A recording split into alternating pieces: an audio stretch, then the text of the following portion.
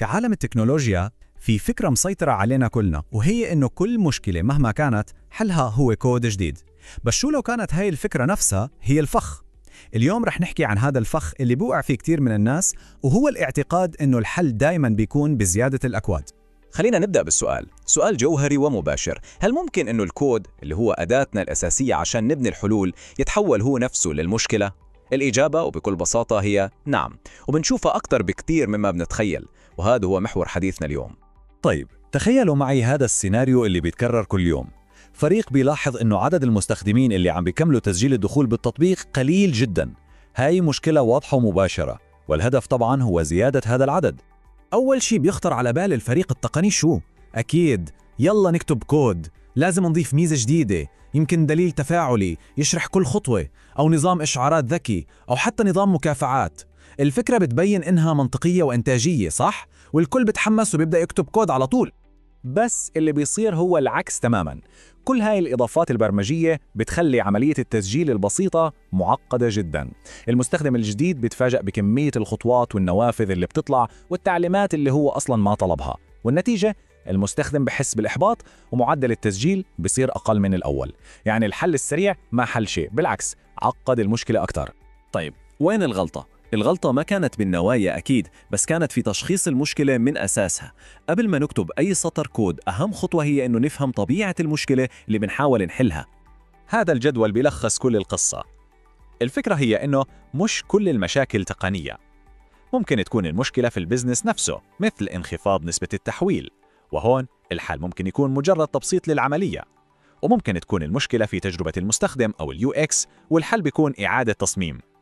بس المشاكل التقنية مثل بطء التطبيق هي اللي بتحتاج حل برمجي مباشر. الخلط بين هاي الأنواع هو اللي بوقعنا بالفخ. وهون بنوصل لمعادلة بسيطة بس خطيرة جدا. كل سطر كود جديد منضيفه هو التزام طويل الأمد، بيحتاج صيانة وتحديث، وبيخلق نقطة فشل جديدة محتملة. باختصار، الكود مش ببلاش، والتعقيد بيزيد بشكل كبير مع كل إضافة. هاي العادة الخطيرة عادة حل المشاكل غير التقنية بحلول برمجية معقدة.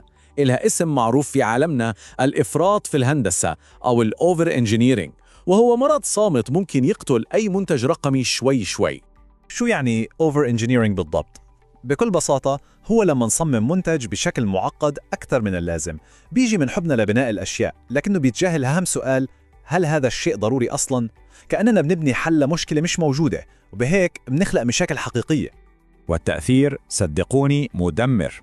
الإفراط في الهندسة بيستهلك الميزانية وبيضيع الوقت وبيعقد أي تحسينات مستقبلية. والأسوأ من كل هذا إنه بيبعد المستخدمين عن المنتج بدلاً ما يجذبهم. هو فعلاً قاتل صامت للمنتجات. طيب حكينا كتير عن المشكلة، شو الحل؟ الحل هو تغيير كامل في طريقة التفكير.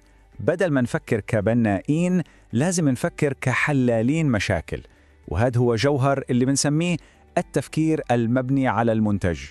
وهاي هي خرائط الطريق عشان نطلع من فخ الكود. 3 خطوات بسيطة. أهم نقطة هون هي إن دائما نبدأ من الهدف مش من الحل التقني. قبل ما نفكر كيف رح نبني، لازم نسأل ليش بدنا نبني أصلا.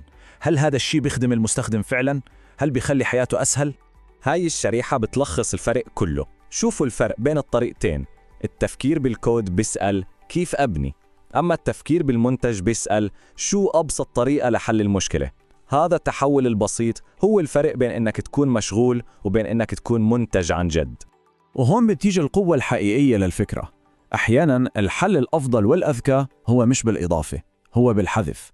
لما نشيل ميزة معقدة ما حدا بيستخدمها، ممكن نحسن المنتج أكثر بكتير من إضافة 10 ميزات جديدة. البساطة هي قمة التطور. وفي النهاية خلينا دائما نتذكر هالفكرة. مهمتنا مش نكتب أكبر عدد من سطور الكود، مهمتنا نقدم أكبر قيمة بأقل تعقيد ممكن. فالمرة الجاية لما تواجهنا مشكلة، قبل ما نفتح محرر الأكواد، خلينا نوقف لحظة ونسأل: شو هي المشكلة الحقيقية هون؟ وهل الكود هو الحل فعلا؟